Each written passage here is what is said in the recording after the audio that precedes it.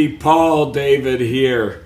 Today we are going to be looking at my Gretsch G6119T GT guitar. So you got yourself a Les Paul, you have a Stratocaster, you have a Paul Reed Smith, you might even have an Explorer, and you're looking for something a little bit different to kind of fill in that space for that one guitar that when you're trying to lay that track down and you just don't have the tone.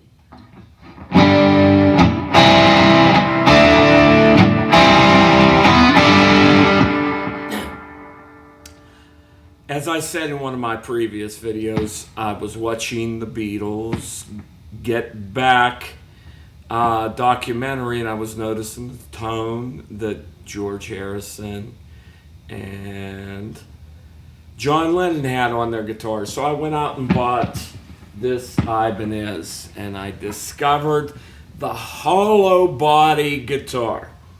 The guitar just sounded incredible.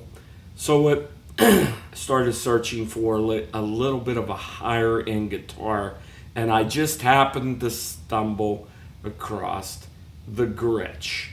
Now this guitar was originally built for Chet Atkins. It was called the Tennessee Rose, and then Chet Atkins took his contract over with Gibson.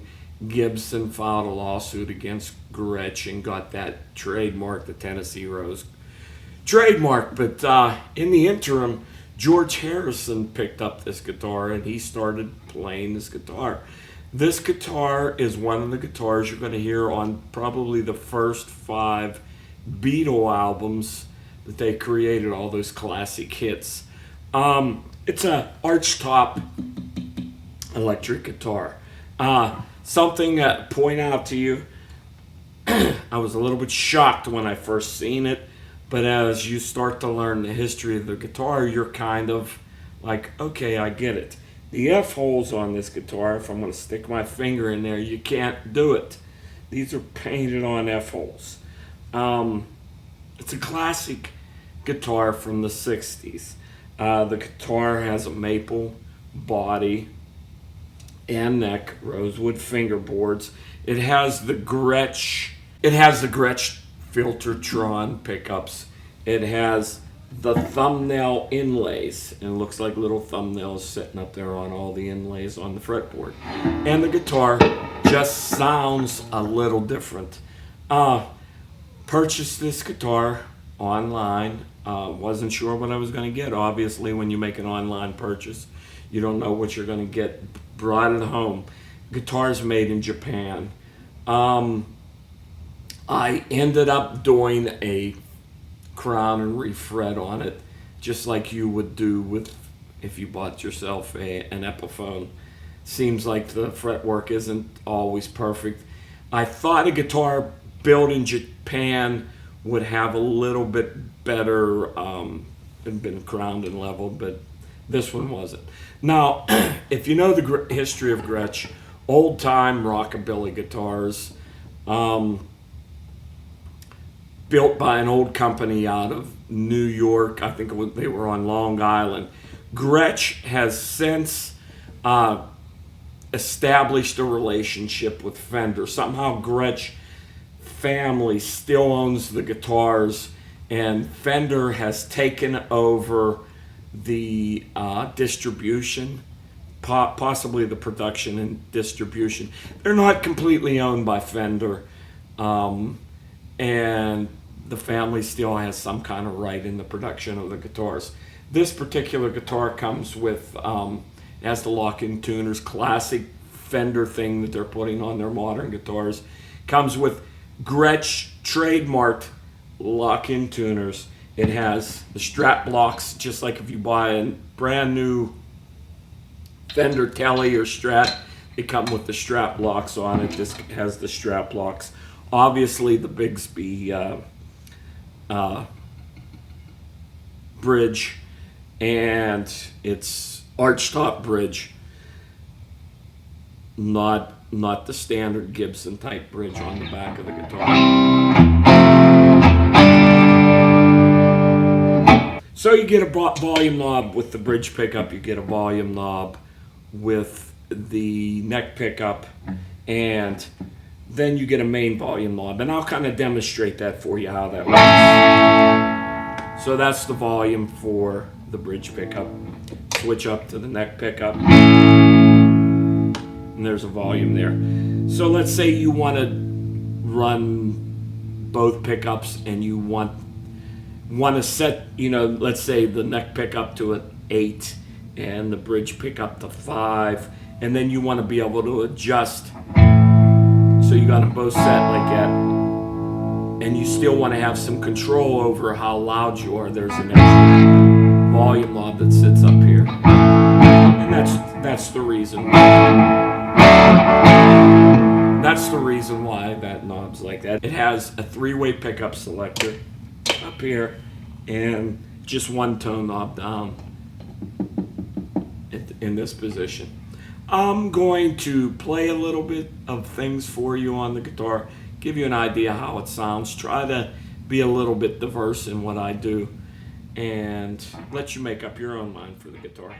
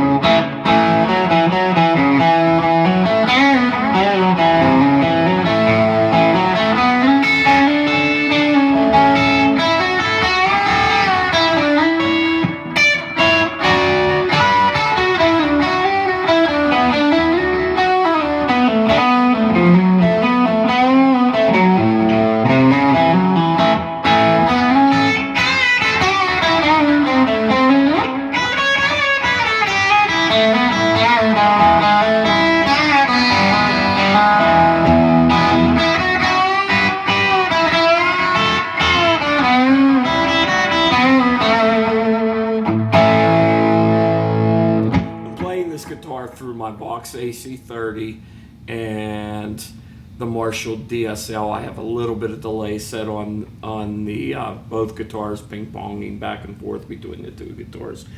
I was pleasantly surprised with this guitar. It's not a shredding heavy metal guitar. The tone, the pickups on it, the Filtertron pickups seem not to lead to that high gain sound, but a brighter type, almost country type, rock and roll, rockabilly, blues type sound.